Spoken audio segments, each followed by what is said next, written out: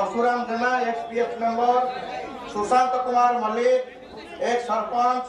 धनेश्वर नायक एक सरपंच, प्रभासिनी बेहरा एक सरपंच, विष्णुचरण बेहरा एक्सपीएफ मेंबर, पप्पू मल्लिक, विपिन बेहरा, रंजन विश्वाल, तापस कुमार दास,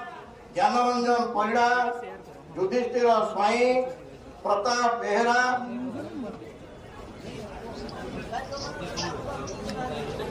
नगेंद्र नायक, विभुना दास, विजय कुमार बारिक, रविंद्र लेंका, राकेश कुमार स्वाई, दीपक कुमार मल्लिक, देवी प्रसाद पाढ़ी, शरद परिड़ा, अजित महांती, अंगद नायक, तपन जेना, प्रमोद जेना, विदुर नायक, अनिल लेंका, विकास लेंका।